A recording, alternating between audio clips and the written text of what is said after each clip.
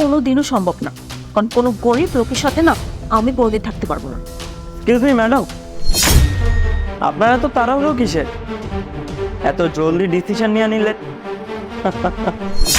আরে ম্যাডাম, আপনি হয়তো জানেন আপনি যে ডিসিশনটা নিয়েছেন না, সেটা একদম ভুল নিয়েছেন। তাহলে বলি আপনাকে, আপনি শুনুন।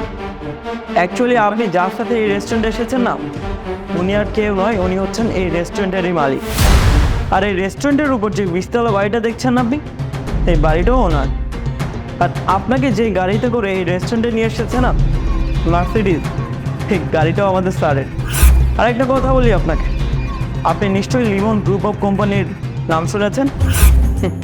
এই কোম্পানিটাও আমাদের স্যারের। তো আপনি যে ডিসিশনটা নিয়েছেন না, সেই ডিসিশনটা আপনি অবভিয়াসলি ভুল নিয়েছেন। আচ্ছা যাই হোক, সেটা আপনাদের পার্সোনাল ব্যাপার। জাস্ট আমি আমার স্যারের ব্যাপারে বলছিলাম আর সরি।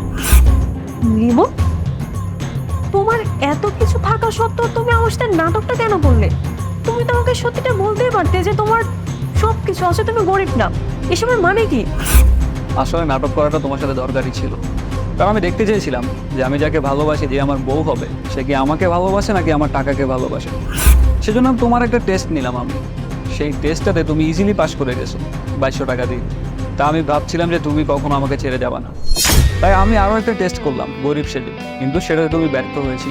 আচ্ছা, তুমি একটু আগে কি একটা কথা বলেছিলে যে ব্রেকআপ করবো আমার সাথে, তাই এখন আমি তোমাকে বললাম ব্রেকআপ, যাও এখান থেকে।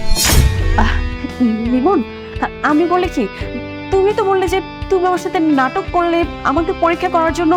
আরে বাবা, আমি তো ওর সাথে মজা করেছি, কোনো কিছু সিরিয়াসলি বলিনি। দেখো, সব কিছু ভুলে যাই আমরা, আর রিলেশনটা আমি কন্টিনিউ করবো।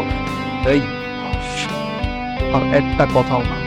তুমি কি ভেবেছো আমি দুধ খাওয়া বাচ্চা যে তুমি যাই বলবা সবকিছু আমি মেনে নিব?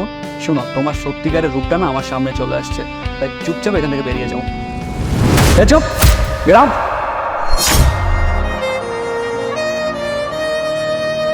যাও।